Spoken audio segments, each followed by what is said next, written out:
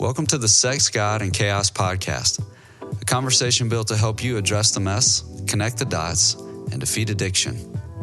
Doing your work matters because if nothing changes, then nothing changes. Life is tough and we're here to help. I'm your host, Ben Derrick, and as always, I'll be joined by Roan Hunter. Let's jump right in. Roan, it's been an excellent day with some really incredible conversations so far. I think every time I sit down to do this, I'm like, there's no way we're going to top the last couple of episodes. And man, it just keeps happening. Well, I was thinking the same thing, dude. And of course, on this episode, it's just going to be me and you. So it's getting ready to go downhill pretty quick. Yeah, especially with the topic we've chosen to discuss today. This one's going to get a little prickly. Yeah. So I know this is something tricky. This is something we talk about regularly in our sessions, I know, and it's kind of top line curiosity, but it's also a topic that has a lot of nuance to it. So there's just not a lot of podcasts that are willing to go there. And we're going to reach for it today in this topic and reality in the addict's life of relapse. What is relapse? How do we see the signs of relapse? How do we prevent it? What's our protocol? I mean, we just really want to tear this idea up because there's almost nothing more painful to watch than someone who's doing their work that experiences a relapse and just watching their marriage go right back to start. And it's just a difficult session to sit through. Man, it is the hardest, because let's just say guy's doing really well. He's, doing the deal, going to group, going to counseling, doing his work, all the stuff, staying connected. And then, for whatever reason, however it happens, there's a relapse or a slip. And I think we're gonna distinguish between those two.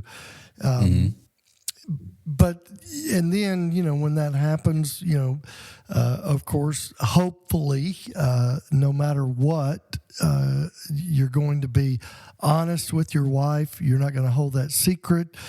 Secrets kill, honesty heals. And so, that's a scary place to be, right? When things have been going well, and then all of a sudden something happens, right? Mm-hmm. And then, okay, I know I need to tell my wife, and I always tell guys, man, the when you start having the debate in your head, you don't have that debate in your head because you're going to lose. You need to, take that to your guys, talk it through with them, and then come up with a plan. And ideally, that would be, sitting with your therapist if it's a relapse. And so, versus a slip, I mean, you're going to tell your wife if it's a slip or a relapse. And I think we probably should just jump in, or let's just jump in and talk about slip versus relapse, because that's a point of contention with partners as far as what is a slip and what is a relapse. I have some that want to define relapse as everything. If you saw another woman, at Kroger, that's a relapse. I mean, I'm being extreme, but you and I have heard stories along the way where it's not far from that. And I had one wife who, her definition of relapse was like if you have a thought, and we had to. Eva did a great job of kind of helping, like, wait a minute, that's not how this works. And so, the way Eva and I define relapse, and I'll just use my own story. Okay, a relapse for me would be crossing flesh lines. And that would include if I am engaging, like texting some woman, that is crossing flesh lines, because now I'm engaging with a real live human being on the other end of that text. And so, that would be a relapse if I'm, doing something like that, Facebook messaging with intent to try to hook up with somebody. Certainly, going to a strip club, and that's crossing flesh lines too, because you are sitting in the presence of naked flesh when you're going to those types of establishments. Certainly, going to a prostitute, going to a massage parlor. It's like, the relapse, that's how we define relapse. And again, other therapists out there, there's different ways that people kind of define it or look at it. And I'm just talking about where we come from. And, a slip would be, that would be masturbation and or porn. If I've engaged in either one of those behaviors, that is definitely a slip. And again, I am going to, I have told Eva those things, and along the way, and because it's like, I'm committed to not ever holding secrets. I will not around anything, especially around this area of my life. I'm going to be open and transparent, and so that's just kind of the way that we would define, slip or relapse. And again, people have different definitions of that. So I think it's important to have the discussion, and certainly for a couple, they need to define it and be very clear about what that is. So I think I can already kind of feel the pushback on it, in that, and I've sat in these sessions, so I can almost repeat it verbatim. This word slip, that feels like a pass. That's not powerful enough or strong enough for the pain that it's caused me. And I certainly understand that sentiment.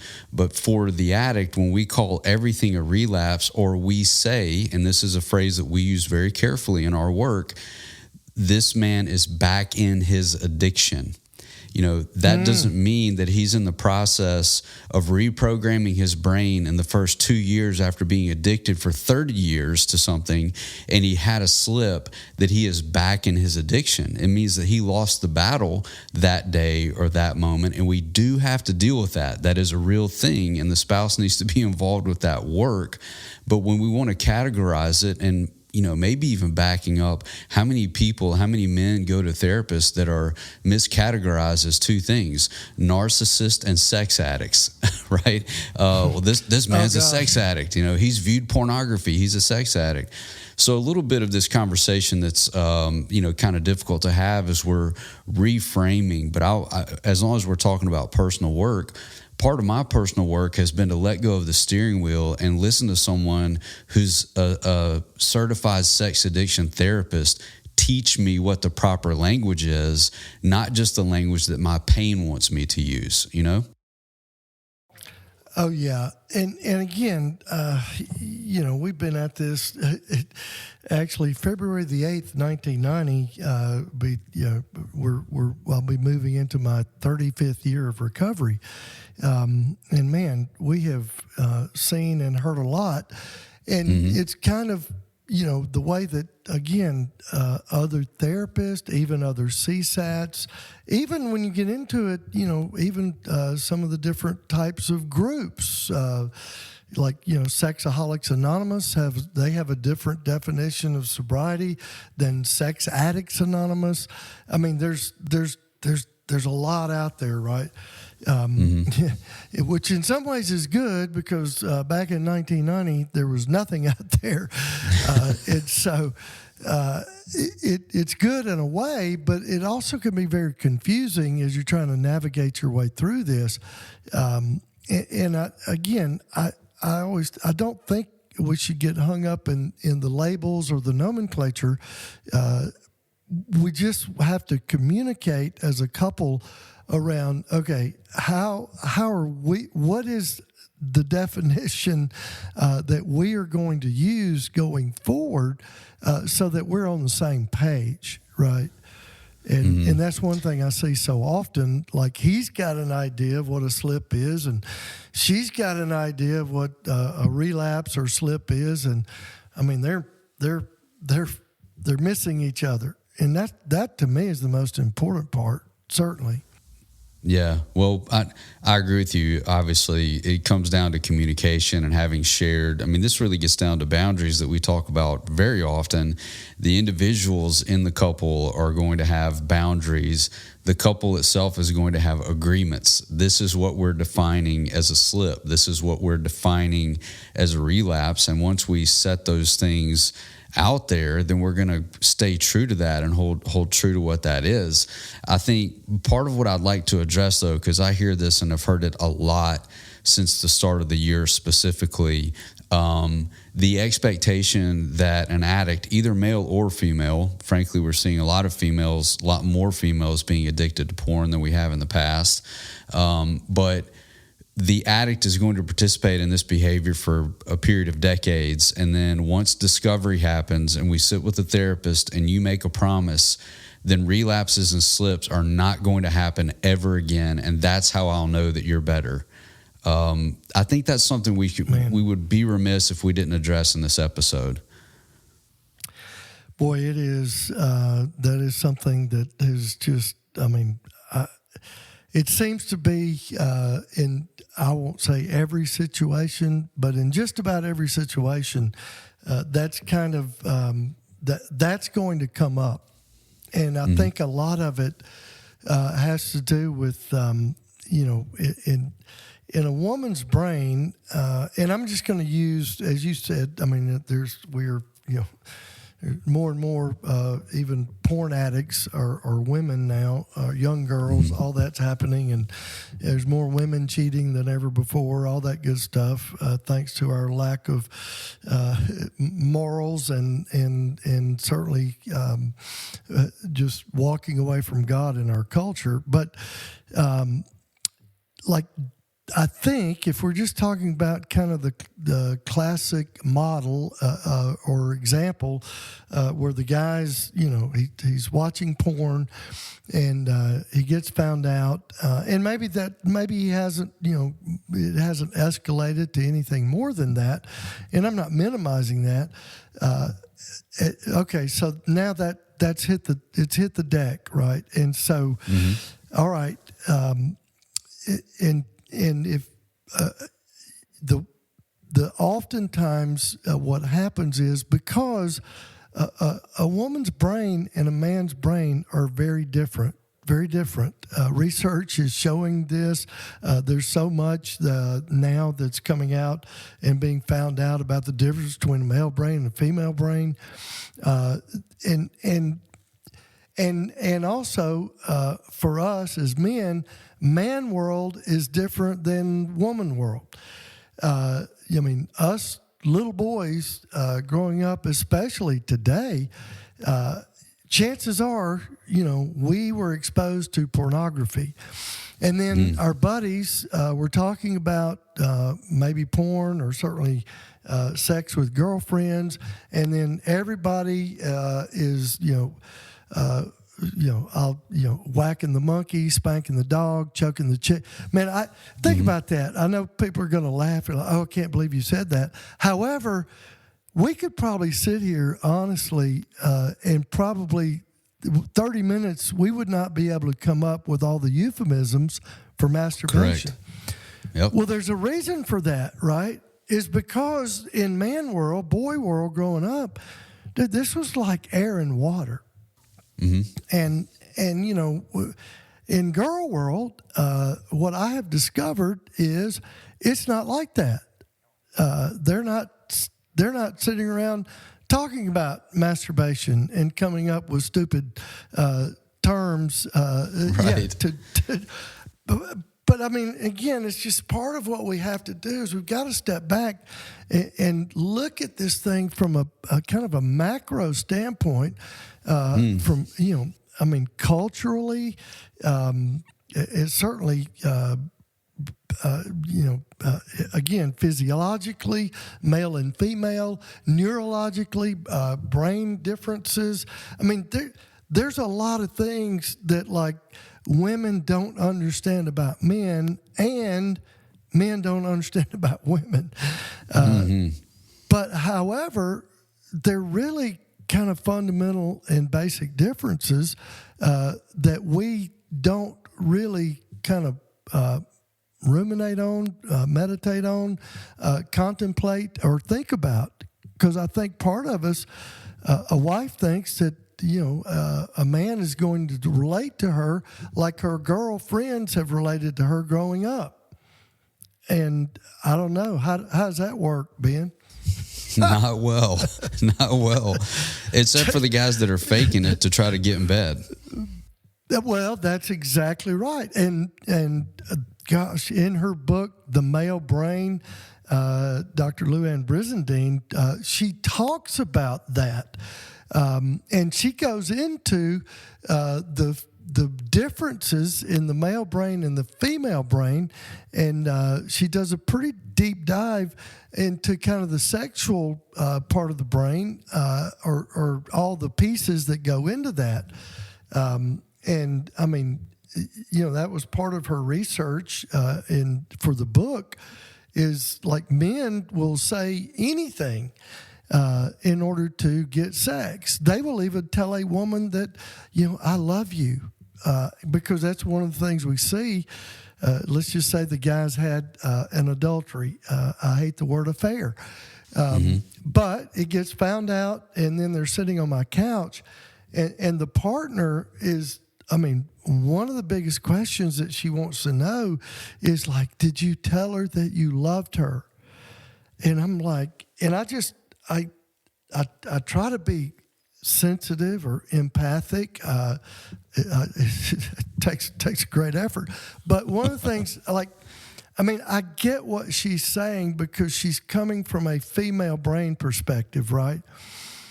But from a male brain perspective, a man, and again, this is in the book, The Male Brain, a man will say anything in order to get sex. And she goes into kind of the structural differences in the male brain and the female brain and why those things play out.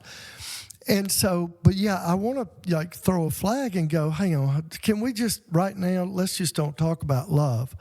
Because if he really knew what love was and what it really meant and what it was really about, y'all wouldn't be here on my couch. This thing would have never happened, right? And so can we just take love out of the equation right now? And then I have done this, Eva, she kind of she shakes her head and kind of bites her tongue because she never knows what I'm going to say. But I have said things like, okay, look, he probably did tell the woman that he loved her. This is the first time I've met him. I don't know if that's happened. However, chances are, yes. Because, okay, we know he was texting her, 15 times a day. Now, just that right there tells you a lot about the fact that a man will do anything to get sex. Men, they're not going to text their wives that they love 15 times a day, right? They're not going to, yeah, that's so true. But like during romance, during dating, during the infatuation phase of relationship, all you got to do is go back and look at that. Of course, I can't remember. I was 15. That's been many years ago. But we will, oh gosh, it's all you can think about. You want to talk on the phone every chance you get, blah, blah, blah, blah, blah, all the stuff. Oh my goodness. Well, it's not that way after you get married, right? And so men will do it in hot pursuit, and I'm not saying your husband did not love you or cherish you before he married you, but there is an element of hot pursuit in that stage of romance, stage of dating. And then that plays out. I mean, that's what any of these extramarital activities, so much of it is about chasing the scream of the feelings that I had during that infatuation phase. And so during that, in any situation like that, yes, chances are he probably did say that he loved her. However, he doesn't have a clue what that actually means. So can we take that off the table right now? Yeah, for sure. I mean, and there's a lot of stuff baked in that answer, man. You're getting to pace. You're getting to distraction tactics of our own emotional base. I mean, I'm fixated on this particular thing. But one of the key points I feel like you're making, and correct me if I'm wrong, but when you talk about extramarital affairs, you talk about pornography on an iPhone or masturbation, this is predominantly a man moving away from difficult and towards easy. Like, this is just easier. I know how to be this way because as a, hormone-driven, sex-crazed teenager, I perfected the art of hot pursuit. Let me just go over and do that, buy her a nice dinner, whatever my protocol is that I probably lifted out of my teenage years. Because if I go home, that's difficult. That's hard work. And I really don't know how to do that because my dad for damn sure didn't tell me how to do that. So I'm just going to, choose this.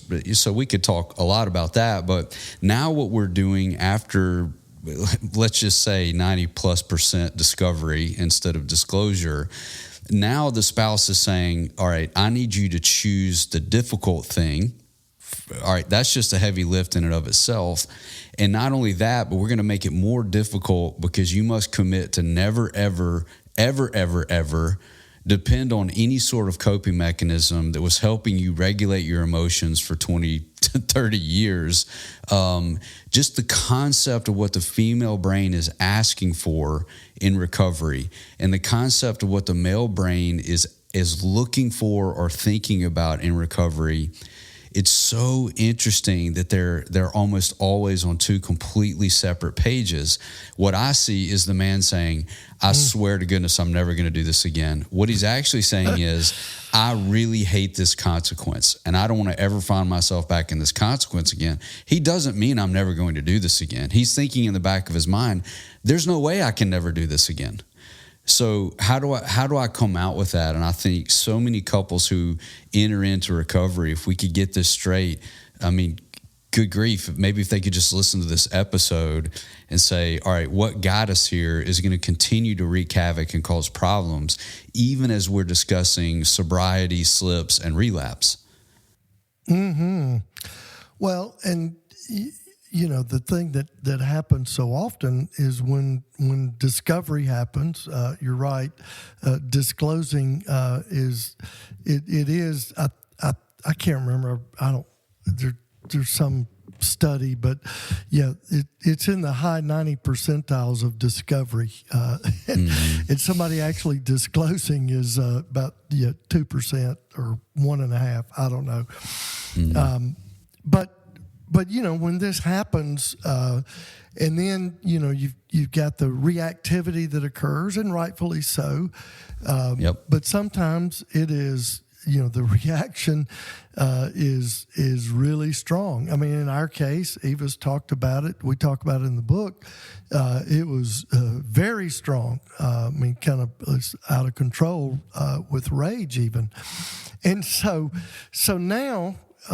If you're going to move forward, hopefully, now you've got this dilemma where, and I'll just use my own story. I mean, there was pretty significant trauma when I disclosed to Eva, what was going on in my life. And I didn't, there was nothing, nobody knew how to work with this back then.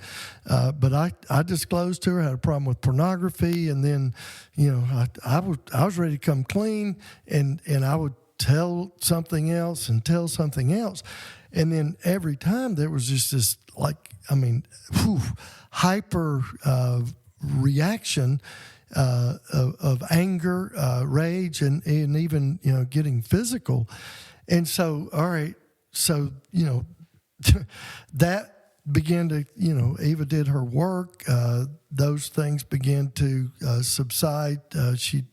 I tell people that was the way that it was today if they know her, and they're like, you are just full of crap, because she is not that way. But it was back in the day. And so, but as things went along, and then, I'm doing the deal and I'm in recovery.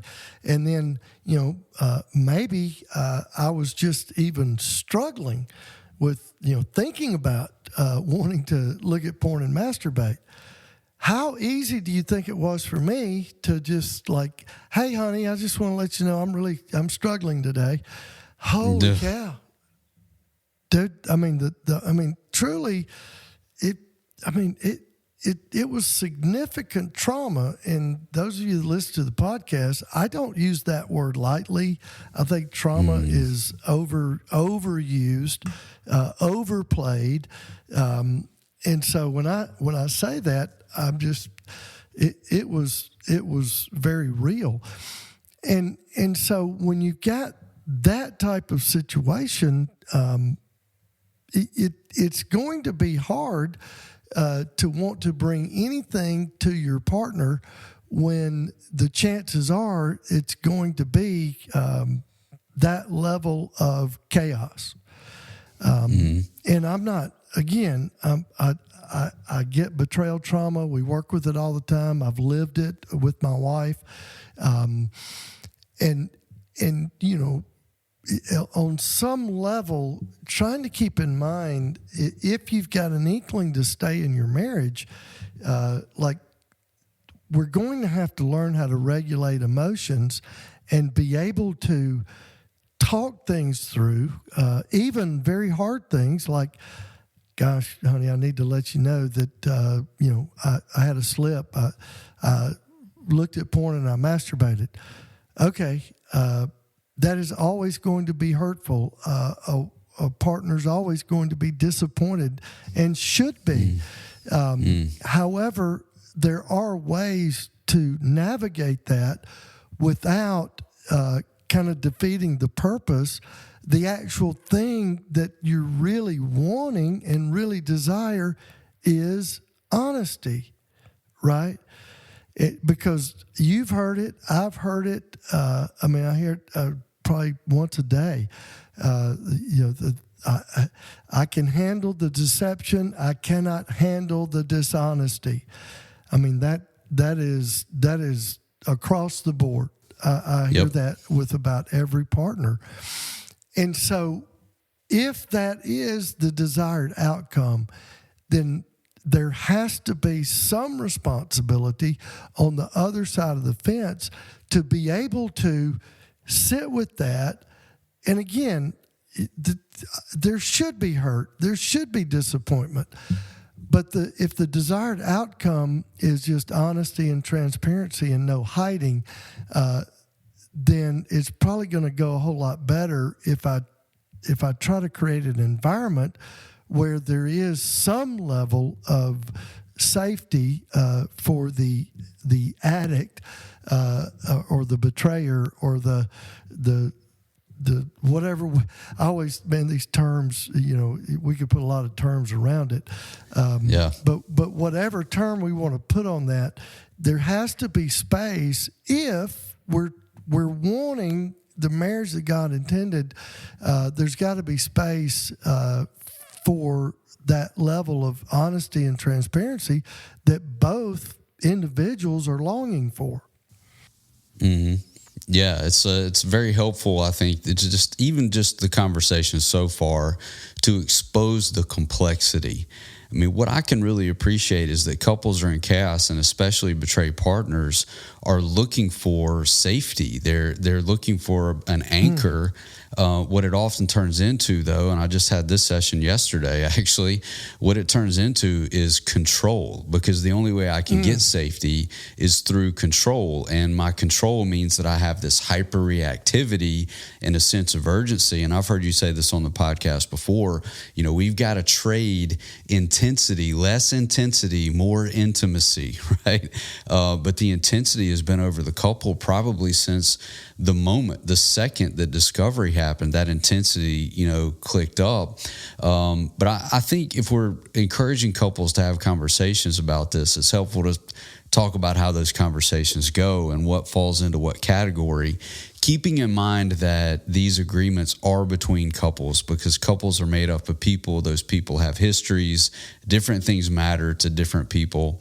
But we often have mentioned the grocery store before, but we often use that in our men's circles to say, if you notice, and I don't have the expletives, and I would use them if I did, for the exercise dress culture and effing Lululemon and our little girls that are going to middle school like prostitutes and their mothers are buying this shit for their kids. It just enrages me.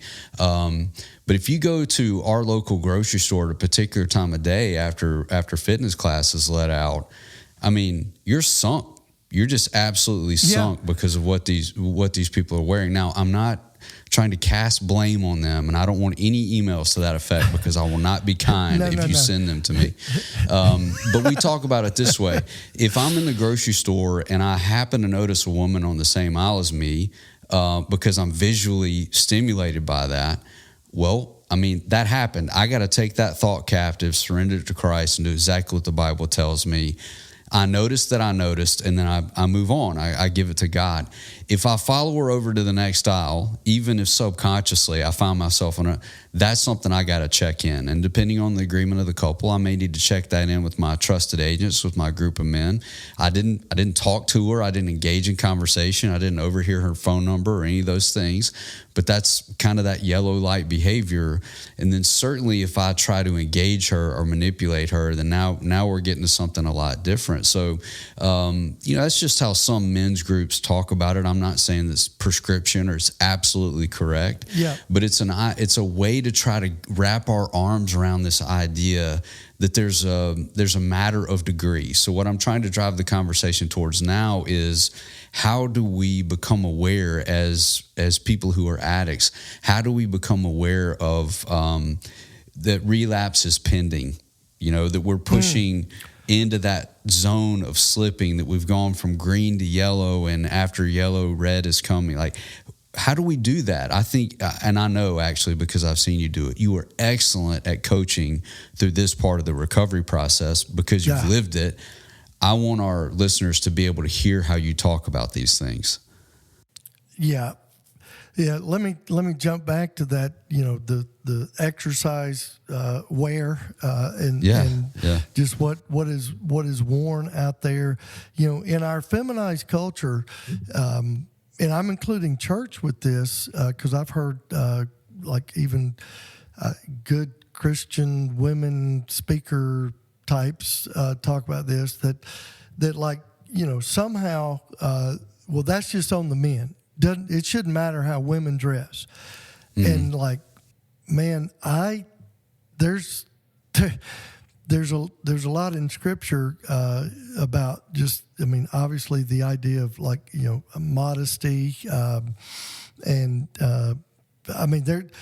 there's a whole lot there that I think it is a responsibility of a man, but I should not have to be confronted with half-naked women walking around at Kroger on a Friday afternoon or whatever. It's just, and again, we're doing a disservice to our daughters and promoting this type of stuff. It's kind of crazy. So I definitely want to speak into that because thanks. It is a plague. And so, man, just as far as being aware and I think we always talk about this, man, this journey of recovery, really our walk with God should be defined by, the journey to God is an inward journey. And what that is speaking to is awareness. And every time Jesus opened his mouth, I think, he's always talking about, are you not aware? Do you not see? Are you still blind? And so, holy cow, maybe as I become more aware of what's going on inside of me, all the way back to understanding the messages that I got in my trauma, in what I grew up in, that I'm carrying around with me, beginning to identify that. And then understanding my emotions. Not that I got to go and moat everywhere, because that would be kind of pathetic. But certainly I have to be, it is critical to be aware of what is going on inside of me. Why am I reacting the way that I'm reacting? I mean, my wife just said, you forgot to take the garbage out. And now all of a sudden I'm like, just, cussing like a madman or something. What is this about, right? And a lot of times we're just clueless because we haven't done the work of figuring out what's going on inside of me.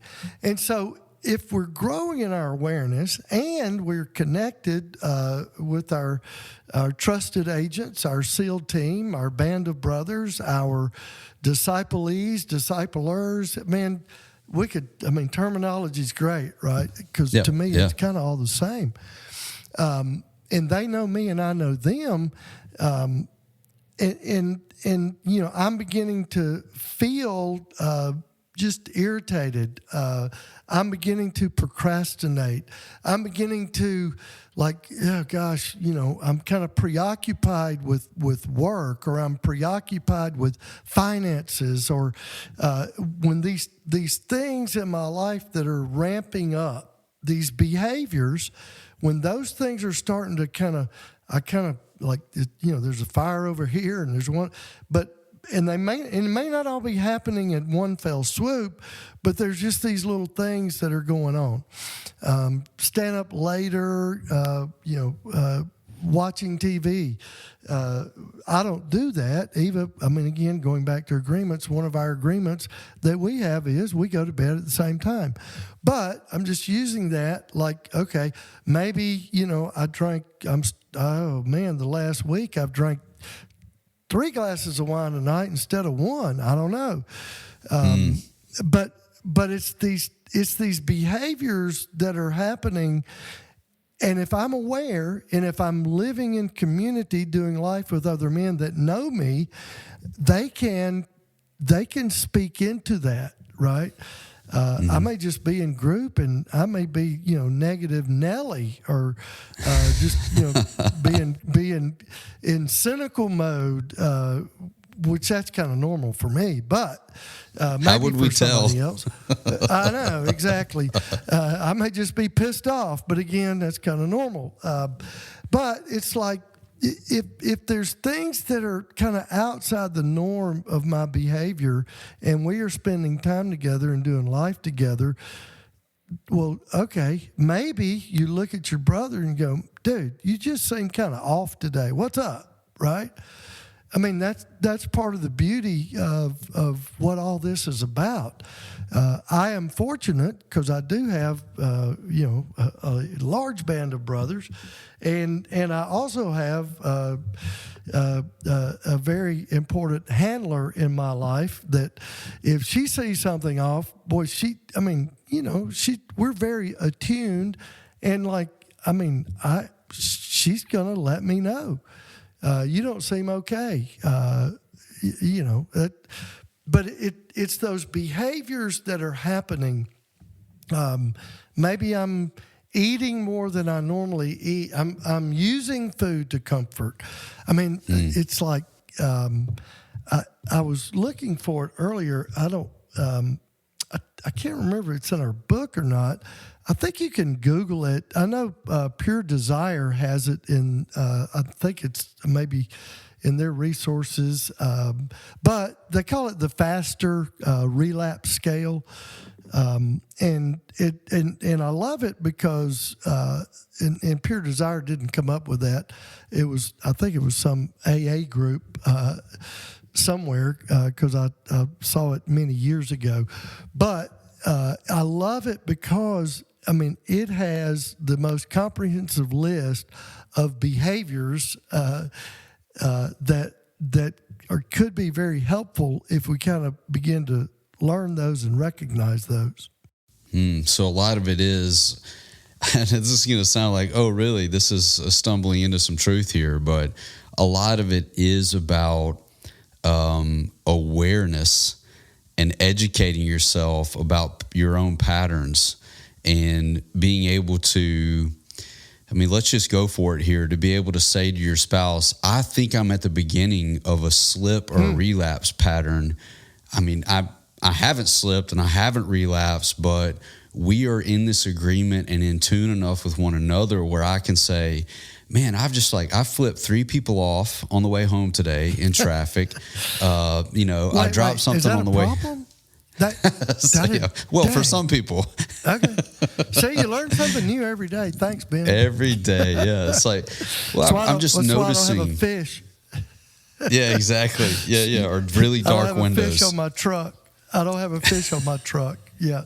Nobody's coming to Jesus by watching me drive, that's for sure. Yeah. So having that ability to be aware and to engage in conversation quickly, I think kind of what we're moving towards here in this part of the episode is developing a strategy. And I do want to say, before we get to just some ins and outs with practicality, going back to the first portions of this episode, the most important thing, without apology, I would say, the most important thing is for you to sit with someone that can help you guys as a couple navigate all these definitions, all these words, the timeline, the expectations. You are not going to be able to regulate and turn down the intensity as a couple without an external source. And I don't mean hopping on YouTube or going to the Christian bookstore and buying a couple of books, assuming there's even one in there.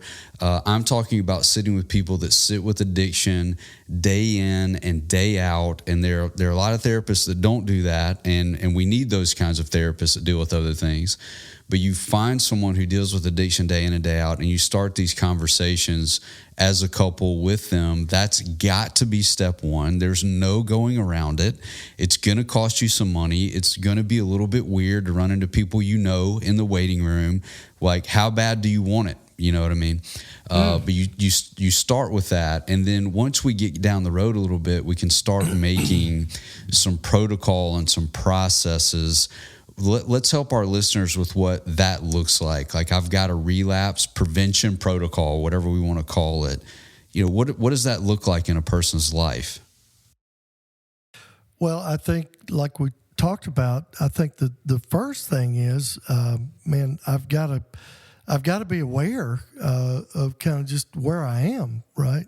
Emotionally, physically, stress, tiredness, that factors into it. Am I connecting with my wife, with others? That's a factor. There's a lot of things that I include as part of my relapse protocol. It's kind of like, check yourself, right? I mean, you're the best monitor of you, right? And so I've got to be kind of checking in with myself, and then certainly checking in with others. And that's not like, I think accountability groups, I think there's a need for that, and there's a place for that. I certainly, but I think with this, just when we talk about recovery, I just like the term, we're doing life together. It's an intimate relationship with these men that I do life with. You're one of them, and then you're blessed like I am. We've got many men that we have deep, intimate connection with, and that's the practice, right? That's what we're all after. Because if I don't have that in my life, I'm never going to be able to do that with my wife, period. I don't believe that those two things go hand, and that's like peas and carrots. You cannot be connected to your wife without having deep connections with other men. I don't believe it's possible. Now, you can have a fake, surfacey, pretend connection, and I know some guys that are that, and they're really, really, really nice guys. And I don't trust I hear it in your voice. We don't like those guys. No. I don't trust that for a minute, because in my experience, that it's like what man covers, God always uncovers. And I've just seen so many of those situations with a really, really, really nice, sweet guy. There was a whole lot more going on than what anybody knew. So anyway, I've scared half the wives out there to death. I thought my husband was just a really nice guy. Anyway, if he doesn't have friends, if he doesn't have men that he's doing life with, yes, you should be worried, period. Even the Proverbs 31 woman, the epitome of the godly woman, if you go read that passage, go read that chapter, it mentions the husband one time. And where that husband is, he's in a men's group. He sits at the city gates with the elders of the land. Those aren't drinking buddies, golfing buddies, or hunting buddies. Those are the elders of the land. Those are men of character, men of faith, men of integrity, and that man is in that circle. And a man cannot sit in a circle of true men very long if he's not either becoming a true man or he is one. He is going to be exposed and he will be found out. So I tell wives often, like, how will I know if is he ever going to do this again? I said, well, the very best thing you can do is like tell him, if you don't get your ass in a good men's group and get connected, I'm done. Because that, to me, is the very first and most critical step. I agree. Did I say ass? I meant donkey. I'm sorry. Whichever. We've already got the E on this episode from my Lululemon rant. So I'll tell you the way that I talk about it with my clients, because we say very, very often that a man is to initiate. That is the definition of a man. So when a guy looks at me kind of glassy-eyed and confused and all those sorts of things, I'm like, hey, man, and I'll say this right in front of his wife, it's your job to act, not act out. It's your job to act. And I'm just going to put it in man language here because this is easy to remember. The first thing you've got to fight for is awareness. We got to have three things in your life. This is what ACT stands for. We got to fight for awareness.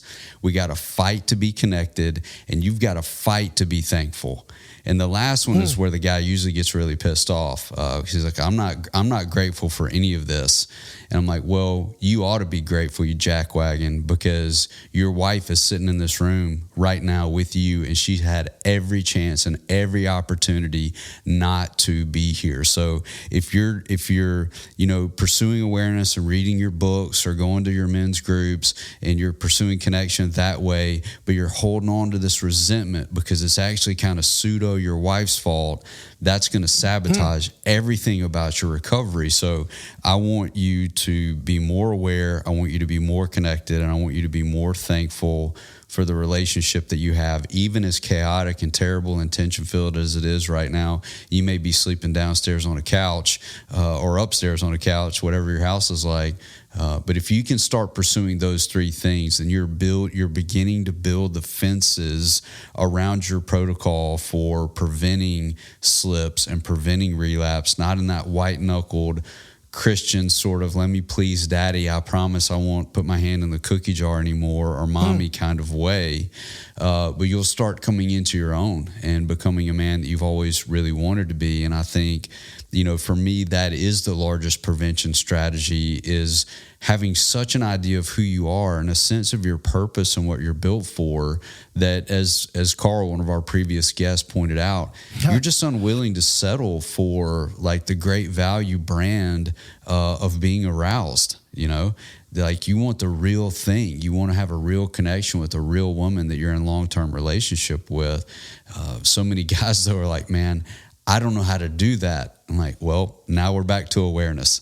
Let's figure out what's blocking you from that, and let's teach you some things to become more aware of what your coping mechanisms are for that distress reduction behavior, or maybe that group of distress reduction behaviors that you've had in place. The cluster, that you've had in place in your life. So, you know, my hope is, and I think your hope too, is this episode is going to provide at least some breathing room for couples to start having a conversation about relapse and slipping and long-term sobriety.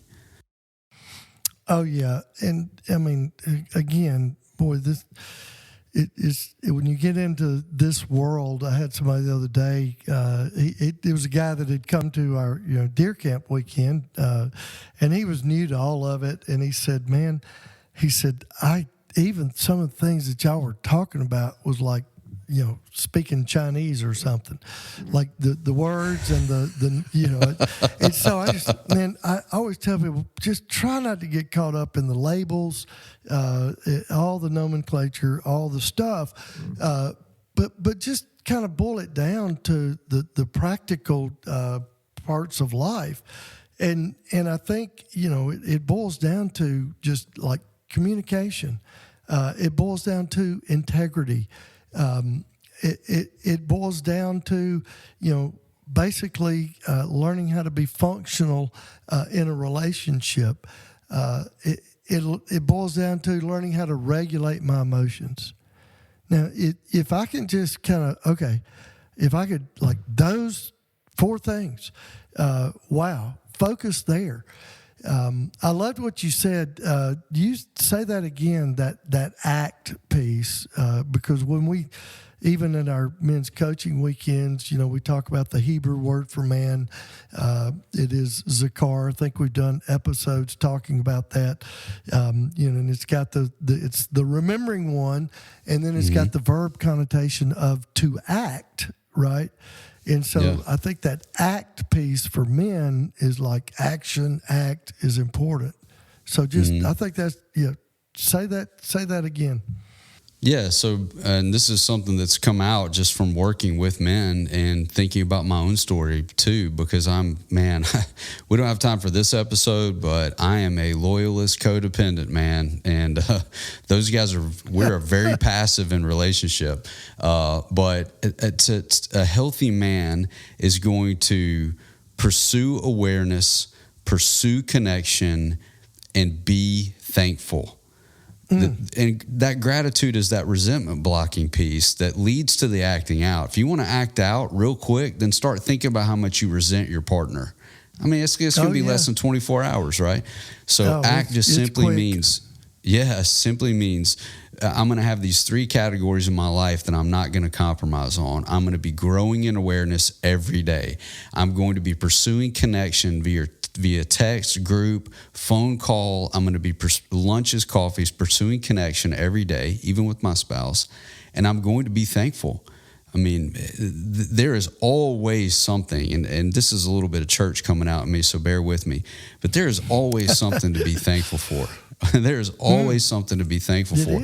On my worst days, the thing that I think about, and this is my life mantra, what is the mission of my life? And I actually have this written down in my project management software, as nerdy as that sounds. The mission of my life is to be grateful for the second chance of life that God gave me in 1997. That's the mission of my life. So if I'm having a rough day with my teenagers or my wife, we get sideways, I'm like, you know what? This day almost never happened. It almost never happened. So I'm going to be thankful that I was able to be here and engage with people that I love today. There is always something, even if you are the afternoon of discovery and headed to the therapist's office, there is something to be thankful for. And a couple of episodes, you and Eva both said, which is so dramatic. It's almost hard to believe that you're both like, no. And the guest said it as well. Joey says, well, we would not take this part of our story away. We're so thankful that it happened. Mm-hmm. Absolutely. Yeah, dude. You know, it's like gratitude is where it's at. I think you and I may have talked about this. I know I've talked about it, but I was sitting with somebody the other day, and I looked at them and I said, you know, I've been doing this a while, and not one time ever have I had somebody come in and sit on my couch and tell me that they're just overwhelmed with this tremendous fear of all the joy that they are going to experience tomorrow. I am so worried about the gladness that's just going to overwhelm me tomorrow. I can't even, oh gosh, it's so hard to think about all the good things that are going to befall me in the morning. Like, and you know, they kind of like, wow, that's, you know, but it's like, what is it in our human DNA that drives us to fear and anxiety and worry, right? Mm-hmm. And, you know, as people of faith, I mean, God's pretty clear about that, right? Not that we're just going to walk around and everything's hunky-dory. No, life is hard. That's real. However, man, maybe if we kind of flip the script and quit worrying about the other shoe to drop and start focusing on there's a lot of good in our life. There's a lot of things to be grateful for, to be thankful for. I often think when I'm just sitting in my quiet time in the morning before Eva wakes up, because things are going to start happening at that point.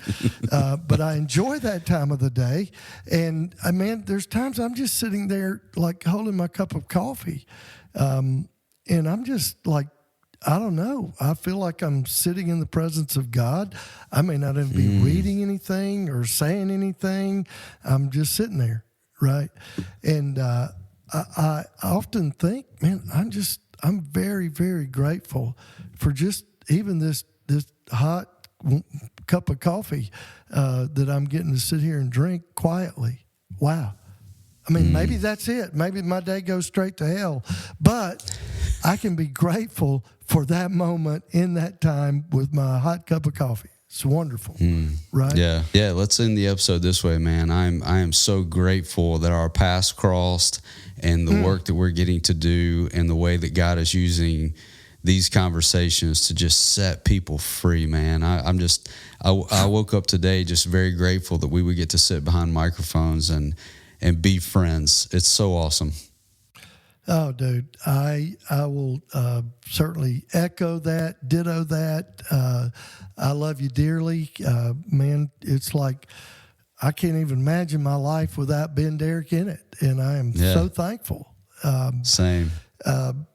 Well, before we close, I do have to throw this out. You know, the podcast is continuing to grow.